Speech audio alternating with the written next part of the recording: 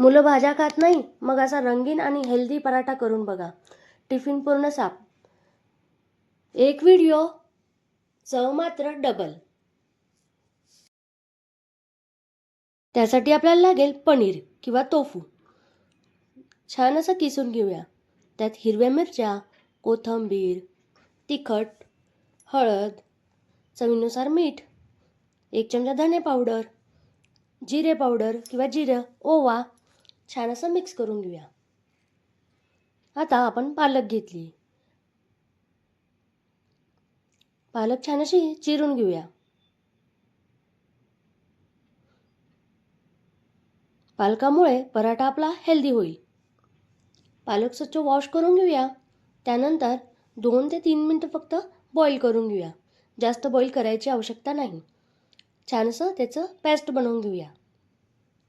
आता 1 वाटी गव्हाचं पीठ घेतलंय, त्यात मीठ टाकलंय आणि आपण केलेली पेस्ट टाकून घेतली.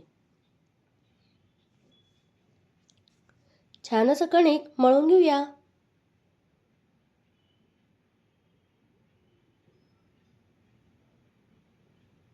पोळी लाटून घेतोय.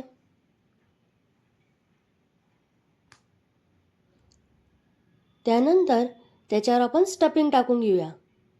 चारीकडनं फोल्ड करून घेऊया. आता आपली स्टफिंग आहे. परत हळूवारपणे आपला पराठा लाटून घेऊया. मी चौकोनी बनवते आहे, तुम्ही गोलही बनवू शकतात. आवडेल तसा आकारात लाटून घ्या.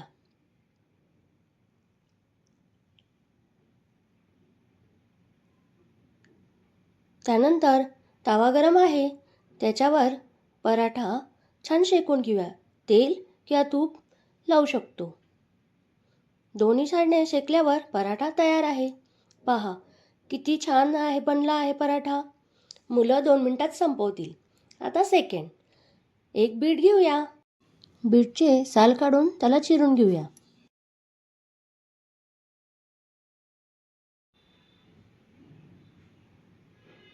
तीन मिनिटं त्याला बॉईल करून घेऊ. जास्त करू नका, नाहीतर काळा कलर होऊन जाईल. छान पेस्ट बनवून घेऊया मिक्सरमध्ये. 1 वाटी गहूचं पीठ घेतलंय, थोडंसं मीठ, आता केलेली पेस्ट छान असं मिक्स करून घेऊया. पहा किती छान कलर आला आहे. मऊ अशी कणिक मळून घेऊया. एक गोळा घेऊन या.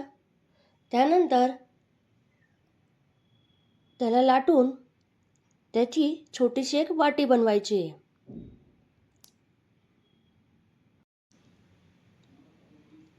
वाटीमध्ये टोफूची स्टफिंग भरून घेऊया. आता पराठा लाटून घेऊया.